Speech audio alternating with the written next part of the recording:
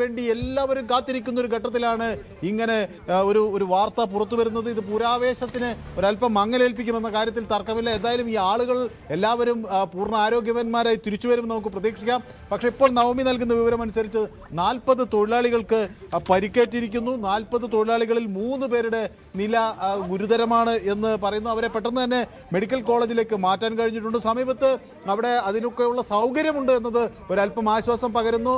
ഇപ്പോൾ 8 പേരുടെ നില ഗുരുതരം എന്ന വിവരങ്ങൾ കൂടിയാണ് പുറത്തു വരുന്നത്. അപ്പോൾ 8 പേരുടെ നില ഗുരുതരം എന്ന് പറയുമ്പോൾ അത് വലിയ സ്ഫോടനമാണെന്ന് നവമി നേരത്തെ തന്നെ പറഞ്ഞു.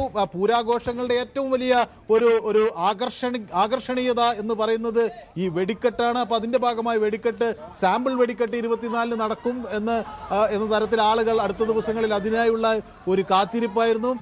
അതോടൊപ്പം മറ്റ് ഈ പഞ്ചാരിമേളം തുടങ്ങിയ ഒട്ടനവധി കാര്യങ്ങൾ കാണാനും അതൊക്കെ ആസ്വദിക്കാനും വേണ്ടി നിൽക്കുന്ന ഒരു സമയത്താണ് ഇതുപോലെ വളരെ ദുഃഖകരമായ ഒരു വാർത്ത പുറത്തു വരുന്നത്. ഏതായാലും അവിടെ പ്രദേശവാസികളെല്ലാം തന്നെ ഇവിടെ സജീവമായി ഈ രക്ഷാപ്രവർത്തനത്തിനുണ്ട് എന്നത് വലിയൊരു ആശ്വാസം നൽകുന്നു. ആ പ്രദേശത്ത് പക്ഷേ പുകയാണ്.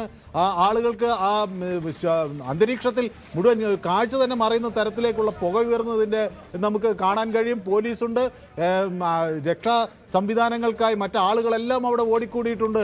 ആളുകൾ, അതുപോലെ പ്രദേശത്തുള്ള ആളുകൾ, ഓട്ടോ ഡ്രൈവർമാർ എല്ലാവരും സഹായിക്കുന്നതിൻ്റെ ദൃശ്യങ്ങൾ നമുക്ക് കാണാം. 8 പേരുടെ നിലയാണ് ഇപ്പോൾ ഗുരുതരം എന്ന് എനിക്ക് ലഭിക്കുന്ന വിവരങ്ങൾ. അപ്പോൾ തൃശ്ശൂർ പൂരത്തിന് കൊടിയേറി സാമ്പിൾ വെടിക്കെട്ടും എല്ലാ വെടിക്കെട്ടും കാണാനുള്ള തയ്യാറെടുപ്പിൽ നിൽക്കുമ്പോൾ 26-ന് ആ ഒരു പൂരം കാണാൻ മലയാളി അങ്ങേയറ്റം കൊതിച്ചു നിൽക്കുന്ന ഒരു ഘട്ടത്തിലാണ് സമാനമായ ഒരു സംഭവം ഉണ്ടാകുന്നത്.